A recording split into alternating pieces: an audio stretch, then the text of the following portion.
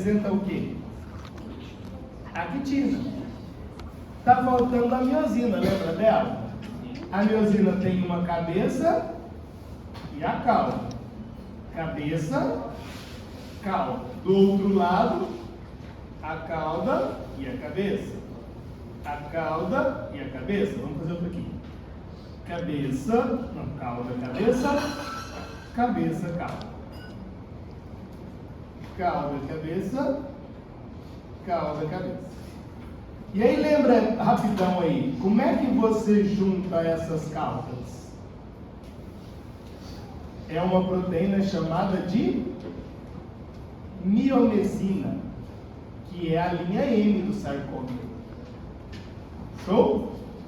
Então, ó, o amarelinho representa mionesina. É a linha M do sarcômero. Bonito isso, pessoal? Entendemos isso? Falta quais outras proteínas? O complexo troponina, que são 3 proteínas, não são? Não é isso? Quais são as 3 proteínas? Quais são as 3 proteínas que fazem parte do complexo troponina? Troponina T, C e troponina I. Lembram delas? Claro, ó querido Léo. Então, isso que está em verde para a gente é o complexo troponina.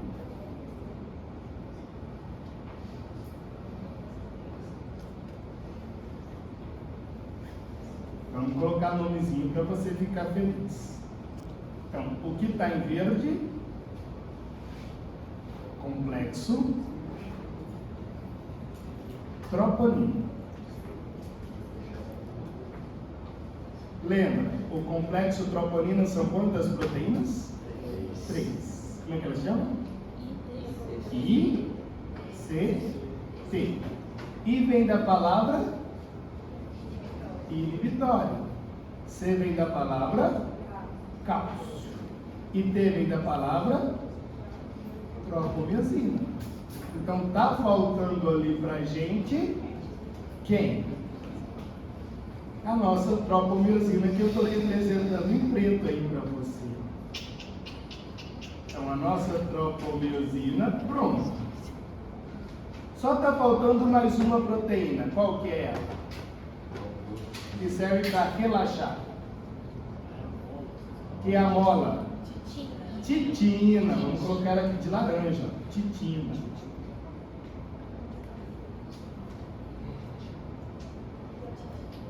Titina é a mais bonitinha, né? Beleza. E aí, você sabe, porque você é meu aluno nerd, que dentro da célula muscular existe muita mitocôndria, certo? E a mitocôndria tem a membrana externa e a membrana interna.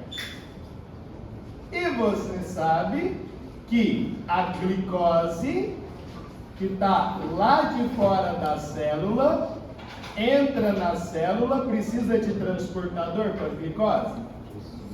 Sim. Como é que chama o transportador? Glúten. Aí a glicose dentro da célula vai passar por 10 reações químicas até virar quem? Piruvato. E o piruvato ele entra na mitocôndria e roda qual ciclo? No ciclo de Krebs. Eu lembro que no começo ninguém sabia bosta nenhuma disso. E hoje a gente está aí, ó. Ainda sem saber. E agora parece que a gente está exatamente no começo. Não, estão sabendo. E aí nós temos 3 complexos na cadeia. 4 complexos na cadeia transportadora de elétrons, certo? E o oxigênio entra em qual complexo? 4. Aí, tá vendo? Vocês estão sabendo? E esse oxigênio serve para quê? Para puxar os elétrons do complexo 1 para o 3, do 3 para o 4 e virar água. Quem que vai dar os elétrons para o complexo 1? O NADH. E o NADH volta a ser NAD+. E lá no complexo 2? O FADH2, que volta a ser FAD. E aí esse ciclo também não para. Para que a gente precisa da cadeia transportadora de elétrons? Para gerar o gradiente de prótons, que é H+, certo? E esse excesso de H+, volta para a matriz mitocondrial a partir de outra enzima. Como é que ela chama? ATP sintase. E aí a gente tem a síntese da molécula de ATP. Aí esse ATP que está dentro da mitocôndria sai da mitocôndria. Agora o que vai acontecer com esse ATP que saiu da mitocôndria? Ele vai interagir com a cabeça de quem? Com a cabeça da miosina. Quando o ATP interage com a cabeça da miosina, o que acontece? A miosina fica ligada na actina? Não fica. Então, coloquei ATP na cabeça da miosina, a miosina não está ligada na actina. Beleza? Sim? O cálcio, para onde que ele tem que ir? O cálcio tem que se ligar a qual complexo? Tropoamina. Quando o cálcio se liga ao complexo tropoamina, o que acontece com a tropomiosina? Ela sobe, ela sai do lugar, ela muda a conformação, beleza? E aí, a cabeça da miosina interage com quem? A actina. E aí a cabeça da miosina faz um movimento. E aí o sarcômero, o que acontece com o nosso sarcômero? Vamos colocar tudo aqui, ó, juntinho. Agrupar. Nossa, muito bonito. Então, quando a cabeça da miosina interage com a actina, o que acontece com o sarcômero? Ele puxa o sarcômero. Beleza? Aí o que acontece com a titina? Me fala aí. A titina ela vai comprimir. Ela estava distendida e aí ela comprime, porque o sarcômero se aproxima. Isso é contração. Concorda? Contração. E o relaxamento? 3 coisas têm que acontecer no relaxamento. Ó, para relaxar, vai junto comigo aí, porque isso é novo agora, hein? Para relaxar, a cabeça da miosina tem que estar ligada à actina ou solta da actina? Como é que ela se solta? Então o ATP se liga na cabeça da miosina. Tudo bem até aqui? Segunda coisa, o cálcio que está no citosol tem que voltar para onde? Para o retículo. Então aqui na parede do retículo, ó, eu vou ter proteínas que vão fazer o que com o cálcio? Fazer com que ele volte. Essa é a segunda coisa. Segunda coisa. Então a primeira coisa foi o ATP se ligar na cabeça de quem? Da miosina. E a segunda coisa? O ATP se ligar na cálcio ATPase. Para quê? Para o cálcio voltar para dentro do... E a terceira coisa é... Lembra que a membrana plasmática estava despolarizada? Ou seja, o sódio entrou e o potássio o quê? O que a gente tem que fazer agora? Repolarizar. Quem que repolariza a bomba? O canal de sódio e o canal de potássio? A bomba. Então você vai ter uma outra proteína aqui, ó, que a gente chama de bomba de quem? De Na+, barra. Aí, o excesso de sódio que entrou vai sair. E o excesso de potássio que saiu vai entrar. Para que a bomba de sódio e potássio funcione, você precisa de energia na forma de quem? ATP. Então perceba, vai junto comigo aí, que fica claro na sua cabeça, e a gente discutiu o relaxamento muscular.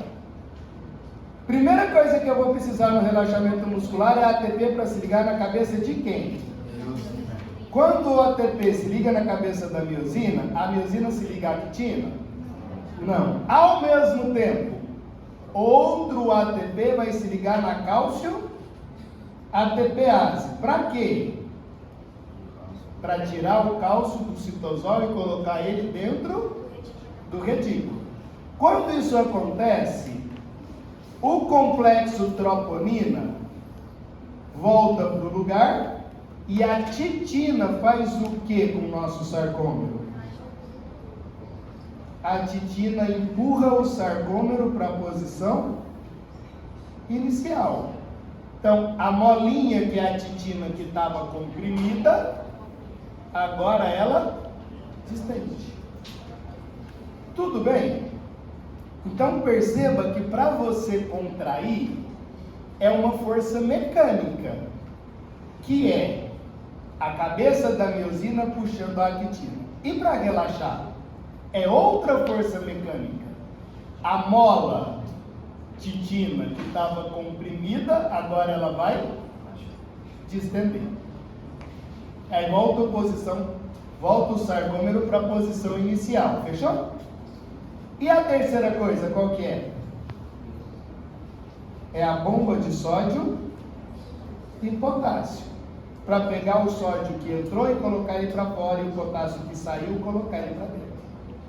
Ou seja, a terceira coisa significa repolarizar a membrana plasmática. Vê se você entendeu. Olha o que eu estou lhe dizendo. Eu preciso disso para o segundo período. Vai. Ó, quando eu falar assim para você, ó, a membrana plasmática despolarizou. Isso é contração ou é relaxamento? Contração. Se eu falar assim para você, a membrana plasmática repolarizou. Relaxamento muscular. Quando eu falar assim para você lá no eletrocardiograma, eu vou desenhar assim, ó. Essa é a onda P, esse é o QRS, essa é a onda T de tatu. A onda P de pato, que é a primeira, essa é a onda P, ó. Lá no eletrocardiograma. Eu vou falar só isso para você, ó. Onda P significa despolarização atrial. O que é a tradução dessa palavra? Do átrio. Significa que todo esse processo de despolarizar a membrana plasmática, abertura dos canais de sódio e potássio, despolarização entrando no túbulo D, liberação do íon cálcio do retículo, cálcio se ligar ao complexo troponina, cabeça da miosina interagir com a actina e puxar o sarcômero. Isso tudo representa despolarização do átrio. E isso é o que você vai visualizar em qual onda? P. Depois você vai ver o complexo que a gente chama de QRS.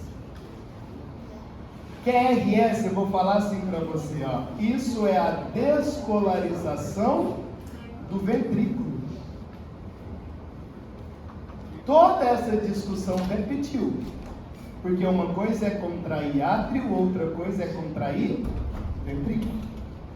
E depois você vai ter a nossa última onda, que eu mudei de cor, é a onda T. E eu vou falar, isso é uma repolarização ventricular. Perceba que eu despolarizo o átrio, despolarizo o ventrículo e depois repolarizo o ventrículo. Repolarização significa o que mesmo? Ué, tá faltando uma coisa. o relaxamento do átrio, onde que ele se encontra? Não se encontra. O relaxamento do átrio estaria atrás do QRS. Significa que você não visualiza relaxamento atrial no eletrocardiograma. Só contração. Aí você visualiza contração de ventrículo e relaxamento de ventrículo. Então, esse videozinho aqui que eu vou passar para você, só para você entender a importância disso, hein? Claro que isso é matéria do segundo período. É só para você falar assim, tá bom. É chato mesmo. Olha isso. Tá lá o nosso coraçãozinho batendo, tá vendo lá? Bonitinho? E isso aqui, ó, não sei se você tá vendo de verdinho aqui, tá vendo? Sim. Esse é o nosso eletrocardiograma. Isso a gente chama de deflexão. Essas deflexões, vou tentar apagar todas as luzes. Isso. Tá vendo lá? Me fala aí, o que significa essa primeira onda? Onda P, que é a despolarização do átrio. Você está pensando que isso está despolarizando e isso está despolarizando, que são os dois átrios. Então, se a gente mudar lá, olha os seus átrios lá batendo. Esse é um átrio, esse é outro átrio. E quando eles batem, isso aqui eleva, onda P. Depois, você tem os ventrículos, que são esses, ó. Isso é um ventrículo, isso é um outro ventrículo. Quando você está contraindo, o que você está vendo? Q, R, S. Aí está contraindo. E a última onda? T. Aí está relaxando. Então a lógica é, os dois átrios contraem ao mesmo tempo. Os dois ventrículos também. Os dois ventrículos relaxam ao mesmo tempo. Os dois átrios também. E aí a gente vê contração atrial, contração ventricular, relaxamento ventricular. Só que, perceba que qualquer professor, isso me inclui, sempre vai falar da seguinte ideia. Sempre vai falar assim para você. Nossa, onda P é despolarização atrial. E você tem que ser capaz de contar toda essa historinha. Aí fala, nossa, agora estamos no relaxamento ventricular. Você tem que saber onde que o ATP liga para acontecer o relaxamento muscular.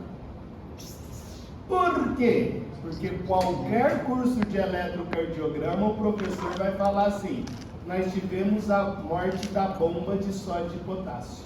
Como se ela morresse. Como se ela já tivesse vida em algum momento. Mas não tem.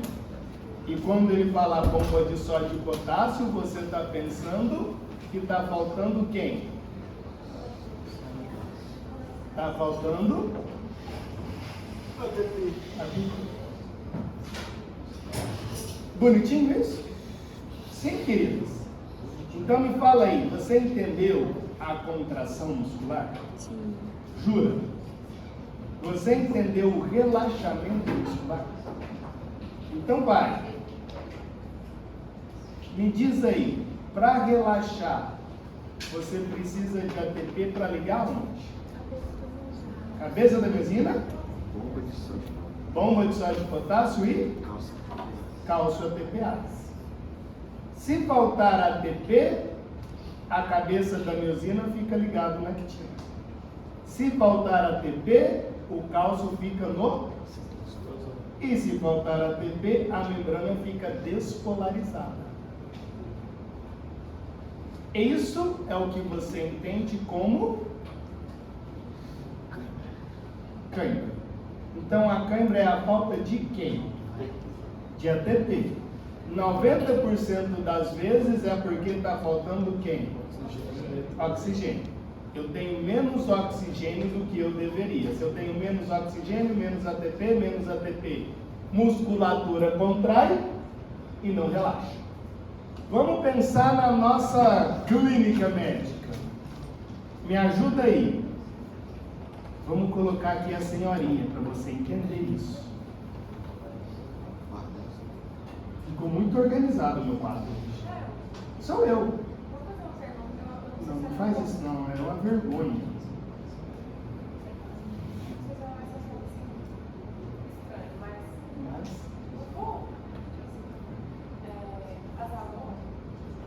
você tem algum tipo de câncer, por exemplo, elas costumam falar que se você está comendo todo banana, está com potássio. Isso. Mas de que forma que o potássio interfere nisso? Tá? O K+ é vasodilatador. Porque no caso, você falou que pode ser falta de oxigênio, certo? Então, pensa, é vasodilatador. Aumenta o fluxo sanguíneo.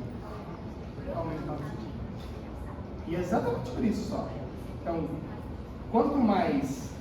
Então, pensa, se uma pessoa tem pressão alta, e se essa pressão for periférica, e for central, ela vai ter maior ou menor chance de ter câncer.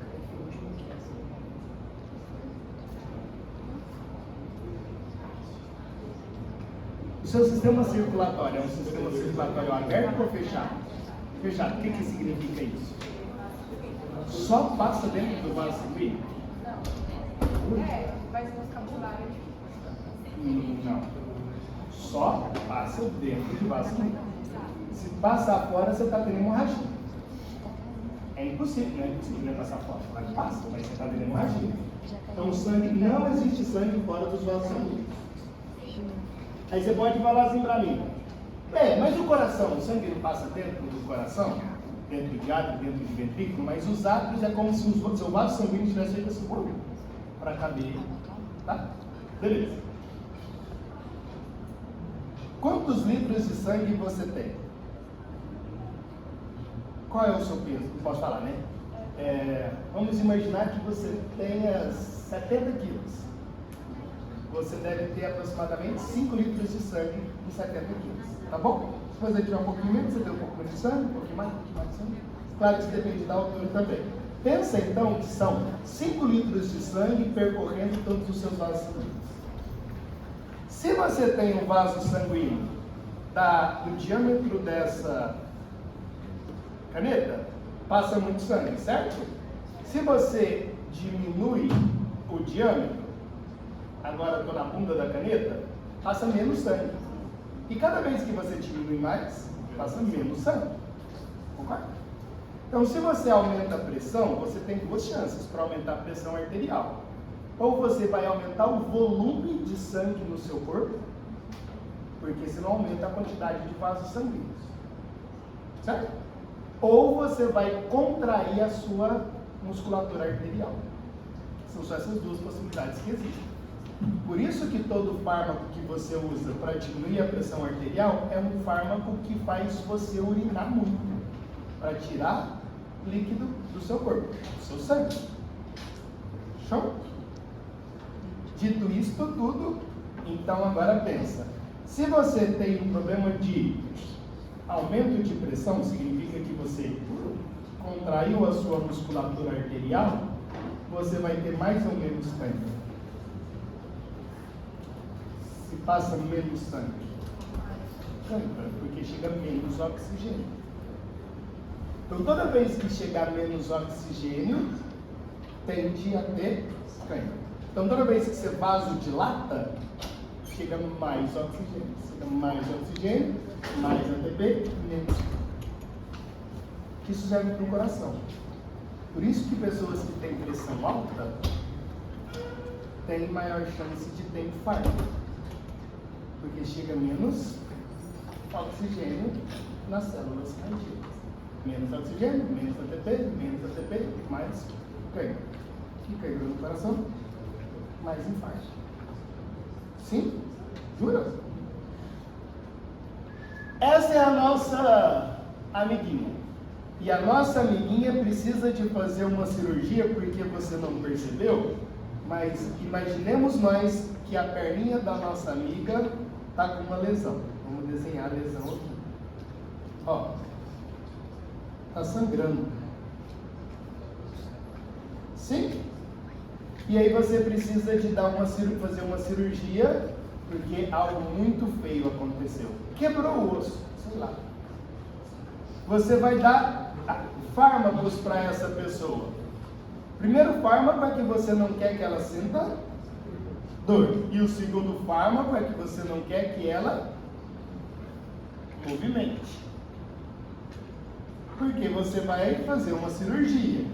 Me fala aí, Como é que você vai garantir com que essa pessoa pare de movimentar? Fechando quais canais?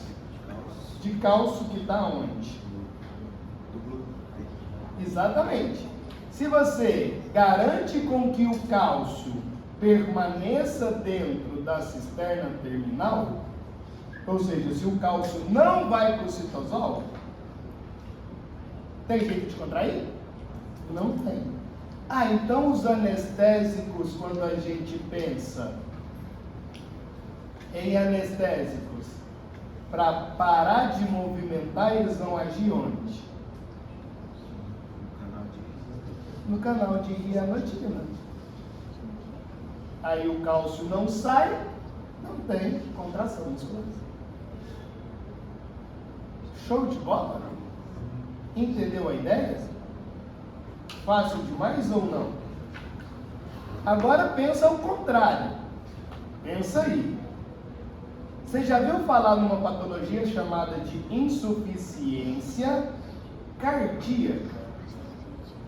Olha o nome dessa palavra aí. Olha, traduz ela para mim.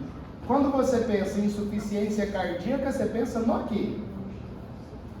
Que o seu coração ele está batendo fortão. Esse vai ser o músculo do coração. Essa é a mãozinha dele. Ou o coração está batendo fraquinho? Fraquinho.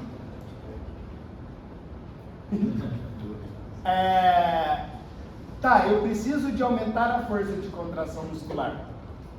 O que você vai fazer?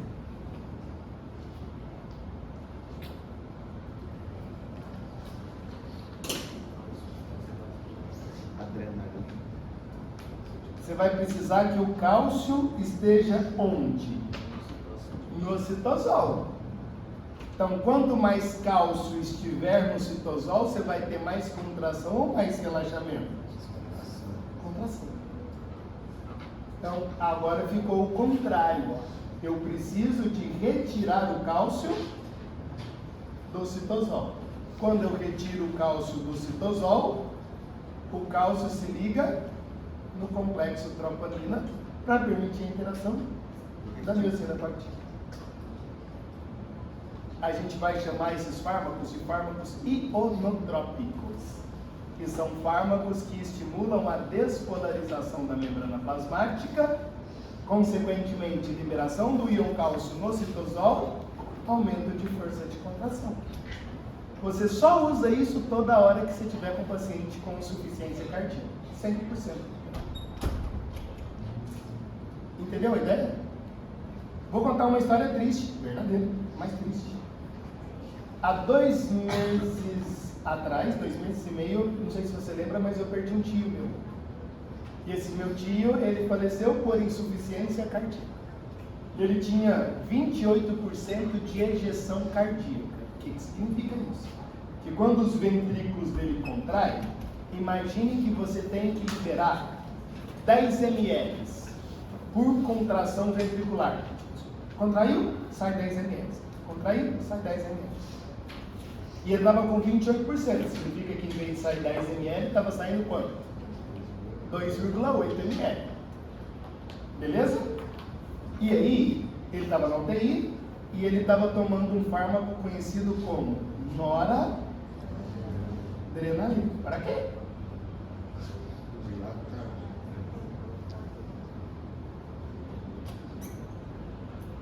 Não é. Isso é para aumentar a pressão arterial periférica. E ele faz vasodilatação central, mas é para aumentar a pressão arterial periférica. Por que eu preciso de aumentar a pressão arterial periférica? Você já levou susto na vida? E quando você leva susto na vida, você fica pálido, sem sangue no corpo? Não, é porque o sangue sai da periferia e vai para onde? Para o coração.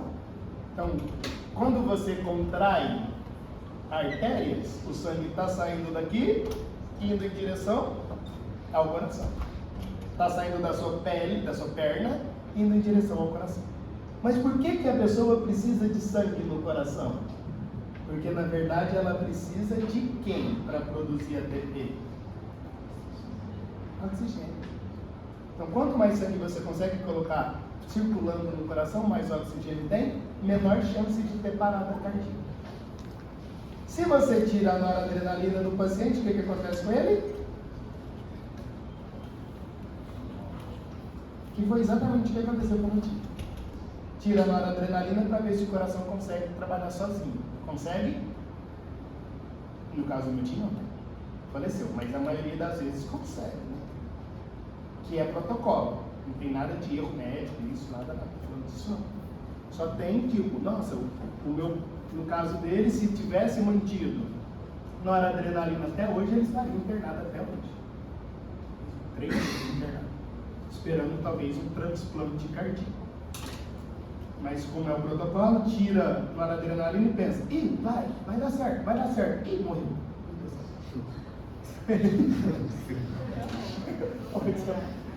Funciona exatamente assim. Vai coração, bate. Para não, capeta, para não. Faz massagem, volta. Mas isso é muito sério. Tipo assim, não estou aqui fazendo essas retardadas, né? Frases retardadas, mas é exatamente isso. Então, entender contração muscular é entender o porquê que você vai utilizar cada fármaco, para que ele serve, né? Claro que na nossa musculatura estriada esquelética, mas no seu caso, que a maioria das pessoas vão optar, ninguém vai querer, assim, a minoria hoje vai ser médico de esporte, né? A maioria vai ser de outras coisas. Então, a gente está pensando em contração muscular para entender a eletrocardiograma depois. Show de bola? Então, vai aí, última vez que eu te pergunto isso na vida, você consegue descrever contração e relaxamento muscular com facilidade já? Não precisa ser com facilidade não, mas consegue descrever? Pensando nas coisinhas, falando, contraí, não entendi. Show de bola. Pensa aí, ó, última coisa que a gente discutiu. O que significa tétano? Tétano é quando você tem contração de musculatura. Por que você tem contração de musculatura? Eu mostrei o vídeo de tétano para vocês. Possível, gente. O que a gente estava fazendo aqui? Tá foda. Metabolismo do cálcio. Ó, vou aumentar aqui. Eu não passei esse videozinho, não. É muito curto.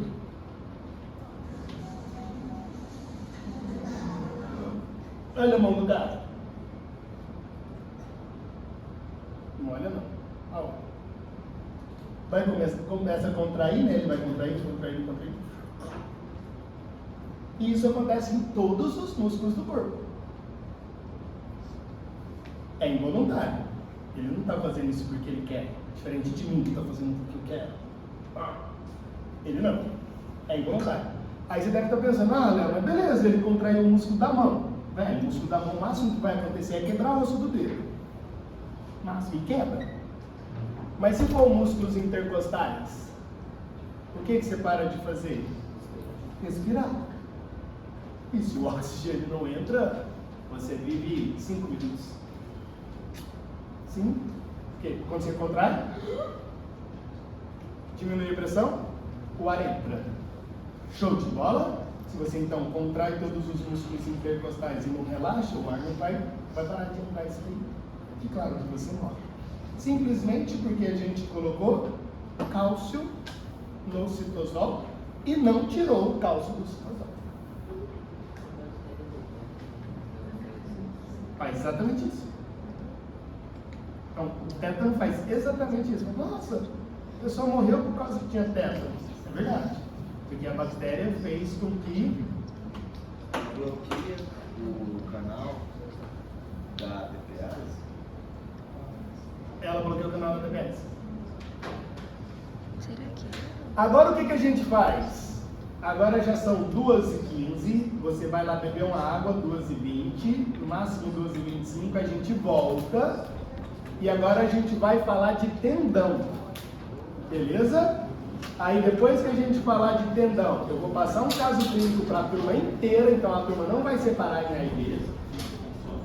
E aí, a turma A e B vai fazer esse caso clínico, a gente corrige hoje ainda. E você vai embora com o caso clínico corrigido.